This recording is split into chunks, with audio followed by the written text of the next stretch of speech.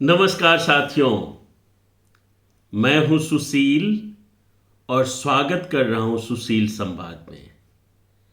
साथियों, आचरण की बहुत महिमा है और गरिमा भी, क्योंकि कहा गया है कि किसी का अगर धन चला जाए तो कुछ भी नहीं गया, किसी का स्वास्थ्य चला गया तो समझना चाहिए कि कुछ चला गया, और अगर किसी का चरित्र चला गया तो सब कुछ चला गया।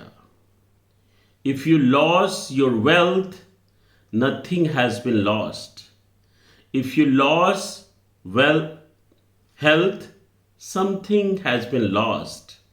But if you loss your character, everything has been lost. Chanakya का एक श्लोक याद आ रहा है।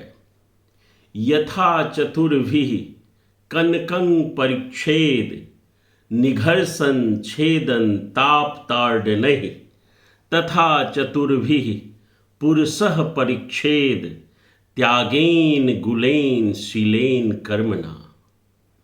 जिस प्रकार से सोना को निघर्षण छेदन ताप ताड़नैः माने घीस करके, पीट करके और आग में तपा करके परीक्षण किया जाता है, उसी प्रकार से मनुष्य को उसके त्याग से, गुण से, शील से और कर्म से परीक्षा ली जाती है। तो ये सारी चीज आचरण पे आके अटक जाती है कि अगर किसी का आचरण, किसी का शील, किसी का व्यवहार अगर अच्छा नहीं है तो वो कैसा व्यक्ति है। अभी जो भारत का परिदृश्य है, महाकुंभ चल रहा है। हर जगह आप महाकुंभ का धूम देखते होंगे। संत, भगवंत, महंत, नागा साधु, अघोरी साधु, तो हर प्रकार के साधु संत की विश्लेषण आप देखते होंगे। सदगुरु कबीर साहब जी के कुछ दोहे लेकर के उपस्थित हूँ और आज हम जानने का प्रयास करेंगे कि हमारे आपके आचरण कैसा होना चाहिए। और आचरण की बहुत महिमा है, सबने गाया है, सब संतों भगवंतों ने बताया है कि हम सबको आचरण अपनी सुधारनी चाहिए। क्योंकि एक भजन भी है कि आदत बुरी सुधार लो, बस हो गया भजन। आदत बुरी सुधार लो, बस हो गया भजन। तो आदत से ही आचरण बनती है, संस्कार बनती है। तो सदगुरु कबीर साहब जी क्या कहते हैं आचरण की महिमा गाते हुए? वे कहते हैं कि चाल बगुले की चलत है, बहुरी कहावे हंस, ते मुक्ता कैसे चुगे, परे काल के फंस। जो बगुले के आचरण में चलकर पुनः हंस कहलाते हैं, वे ज्ञान मोती कैसे चुगेंगे, कैसे चुनेंगे? वे तो कल्पना के काल में परे हुए हैं। कितना अद्भुत दोहा है ना। चाल बगुले की चलत है, बहुरी कहावे हंस, ते मुक्ता कैसे चुगे, परे काल के फंस। और क्या कहते हैं कबीर साहब जी? बाना पहिरे सिंह का, चले भेर की चाल, बोली बोले सियार की, कुत्ता खाबे फाल। अक्सर आप देखते होंगे कि बनावटी वेशभूषा लोग बना लेते हैं और अपने आप को संत, अपने आप को भगवंत, अपने आप को महात्मा कहलाने लगते हैं, लेकिन उसका आचरण, उसका व्यवहार ऐसा होता है कि जो सांसारिक व्यक्ति है उससे भी नीच हो जाता है, उससे भी निकृष्ट हो जाता है, तो संत भगवंत कहलाने लायक नहीं बचते।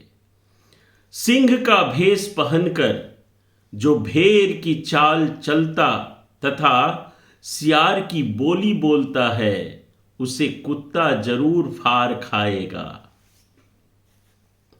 और देखिए, हमारे सनातन धर्म की एक विशिष्टता है, यहां पे सिर्फ पहनावा ओढ़ लेने से आप संत नहीं हो जाते। आपके आचरण, आपकी व्यवहार, आपकी वाणी की बड़ी गरिमा है, ये बहुत अद्भुत होना चाहिए। जो मानुष गृह धर्म युक्त राखे शील विचार, गुरुमुख वाणी साधु संग मन वचन सेवा सार। जो गृहस्थ मनुष्य गृहस्थी धर्म युक्त रहता है, शील विचार रखता, गुरुमुख वाणियों का विवेक करता, साधु का संग करता और मन वचन कर्म से सेवा करता है, उसी को जीवन में लाभ मिलता है। शब्द विचारे पथ चले, ज्ञान गली दे पांव। क्या रमता क्या बैठता, क्या ग्रह कांदला छाव। निर्णय शब्द का विचार करें, ज्ञान मार्ग में पांव रखकर सत पथ पर चलें। फिर चाहे रमता रहे, चाहे बैठा रहे, चाहे आश्रम में रहे, चाहे गिरी कंदरा में रहे और चाहे पेड़ की छाया में रहे, उसका कल्याण जरूर होगा। हमारे सनातन धर्म में यह भी कहा गया है कि आपको घर छोड़ करके जाने की जरूरत नहीं है। आप घर में ही परमार्थ का अनुभव कर सकते हैं। लेकिन वो कैसे होगा? आप घर छोड़ के चले जाएंगे, आप साधु का चोला पहन लेंगे, लेकिन विषय वासना में आप लिप्त रहेंगे। आपके वाणी में कटुता रहेगी, आपके वाणी में जाति की ऊंच नीच वाला भेदभाव वाला कुंठा रहेगा, तो आप संत नहीं हो सकते। और अभी के दौर में ज्यादातर साधु संत के भेष में ऐसे ही लोग होते हैं, जो कि साधु संत का चोला तो पहन लिया है, लेकिन उसके मन में, उसके वाणी में, उसके व्यवहार में आपको संत का एक भी लक्षण नहीं दिखाई देगा। गुरु के सन्मुख जो रहे, सहे कसौटी दुख।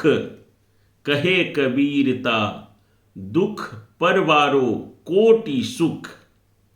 विवेक वैराग्य संपन्न सद्गुरु के सन्मुख रहकर जो अपनी कसौटी और सेवा करने का, आज्ञा पालन करने का कष्ट सहता है, उस कष्ट पर करोड़ों सुख न्यौछावर है। कवि तो कोटि कोटि हैं, सिर के मुरे कोट। मन के मुरे देख करी, ता संग लीजे ओट।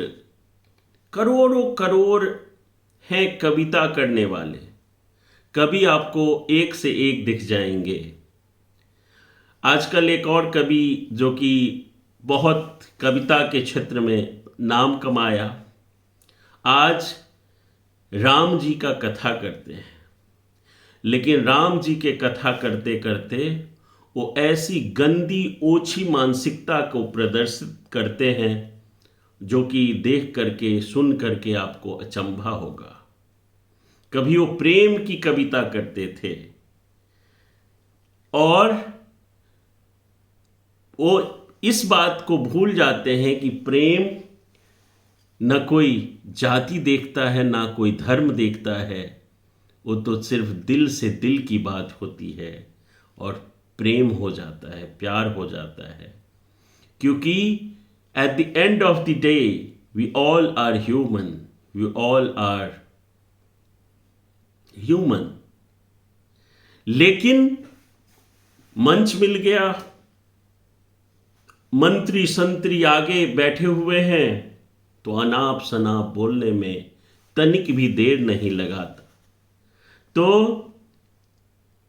कभी तो आपको करोड़ों मिल जाएंगे, और करोड़ों हैं सिर मुड़ाकर घूमने वाले भेषधारी, परंतु हे साधु, जिसने अपने मन को मूढ़ लिया हो, ऐसा विवेकी सदगुरु देखकर तुम उसकी शरण लो। सदगुरु सब नहीं बन सकते।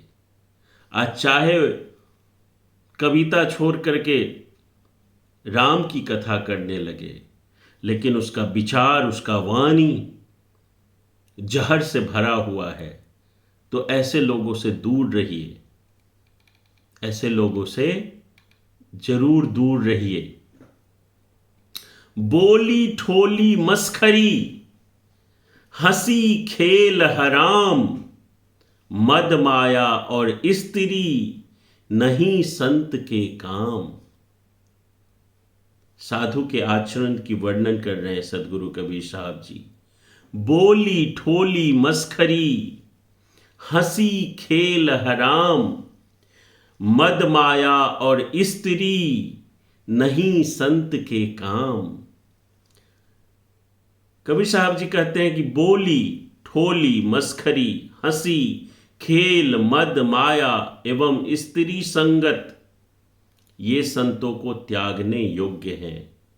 लेकिन दुर्भाग्य ये है कि अभी के डेट में जो आपको साधु मिलेंगे, जितने भी सोशल मीडिया पे आप देखते होंगे या न्यूज़ चैनल पे डिबेट करने आते हैं, वो सब इसी दुर्गुणों से लिप्त पाते होंगे।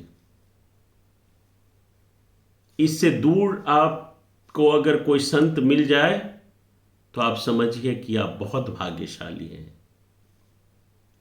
भेष देख मत भूलिए, बुझ लीजिए ज्ञान, बिना कसौटी होत नहीं कंचन की पहचान। मैंने बताया था ना कि असली सोना की पहचान कैसे होती है। चाणक्य जी का एक श्लोक जो कि मैंने प्रारंभ में ही कहा था, यथा चतुर्भिः कनकं परिच्छेद, निघर संच्छेदन ताप तार्ड नहीं, तथा चतुर्भिः पुरुषः परिच्छेद, त्यागेन गुलेन शीलेन कर्मणा। तो भेष देख मत भूलिए, बुझ लीजिए ज्ञान, बिना कसौटी होत नहीं कंचन की पहचान। केवल उत्तम साधु भेष देखकर मत भूल जाओ कि वो साधु है, वो बहुत बड़ा संत है, उससे ज्ञान की बातें पूछो। बिना कसौटी के सोने की पहचान नहीं होती। लेकिन आजकल तो दुर्भाग्य ये है कि अगर आप किसी भेषधारी साधु संत से कुछ कठोर प्रश्न पूछ दीजिए तो गुस्सा हो जाता है और आपको अनाप शनाप कहने लगता है। तो ऐसे लोगों से बचिए। बैरागी बिरकात भला, गिरही चित उदार, दो चुकी खाली परे, ताके वार न पार। साधु में विरक्ता और गृहस्थ में उदारता पूर्वक सेवा उत्तम है। यदि दोनों अपने अपने गुणों से चूक गए तो वे छुच्छे रह जाते हैं। छुच्छे माने उसमें कुछ नहीं रहता। फिर दोनों का उद्धार नहीं होता।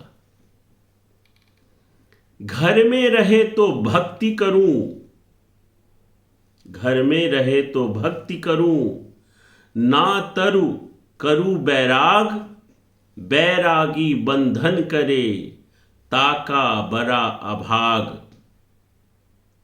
देखिए कितना अद्भुत बात कही है कबीर साहब जी ने कि घर में रहूं तो भक्ति करूं, ना तरु करूं बैराग, बैरागी बंधन करे, ताका बरा अभाग।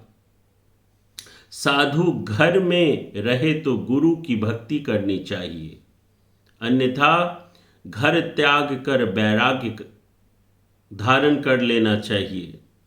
यदि विरक्त पुनः बंधनों का काम करे तो उसका महान दुर्भाग्य है।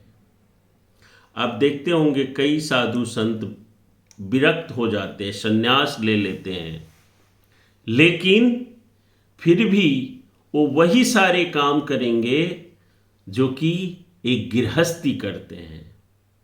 साधु संतों को तो सेवा, साधु संतों को तो सेवा पे ही ज़्यादा ध्यान देना चाहिए, और उसका आत्म कल्याण कैसे हो, जीवों का कल्याण कैसे हो, इस पे ध्यान देना चाहिए। लेकिन आजकल तो ऐसे ऐसे साधु हैं जो बड़े बड़े शीश महल, बड़े बड़े राजमहल, बहुत करोड़ों अरबों का टर्नओवर जब तक वो नहीं हो जाता तो साधु कच्चा माना जाता है, और यही आपको देखने को मिलेगा। धारा तो दोनों भली, धारा तो दोनों भली, बिरही के बैराग, गिरही दाता, गिरही दा शातन करे बैरागी अनुराग। धारा तो दोनों अच्छी है, गृहस्थी या वैराग्य आश्रम दोनों अच्छी है। गृहस्थ संत को गुरु की सेवाएं करनी चाहिए और विरक्त को वैराग्य निष्ठ होना चाहिए। दोनों धारा अच्छी है। आप घर में रहकर भी विरक्त हो सकते हैं, और विरक्त को तो विरक्त ही होना चाहिए। सभी चीज से विरक्त होना चाहिए, सभी व्यसन से विरक्त होना चाहिए।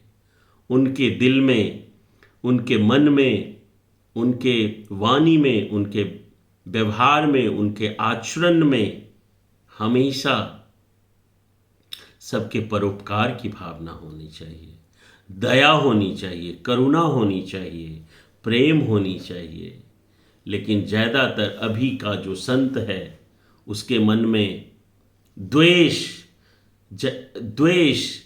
ज़्यादातर के मन में, गाली, कटुता, तो ये संत कैसे हो सकते हैं? ये तो गृहस्थी के लायक भी नहीं है। तो साथियों, आचरण की महिमा कबीर साहब जी के कुछ दोहे के साथ मेरा विश्लेषण है। अगर कहीं त्रुटि हो गई हो तो मुझे क्षमा करेंगे, और अच्छा लगा तो इस वीडियो को ज़्यादा से ज़्यादा शेयर करें। खास करके जो युवा वर्ग है उन सभी में इस वीडियो को शेयर करेंगे। इसी अभिलाषा के साथ मैं आपका सुशील, धन्यवाद।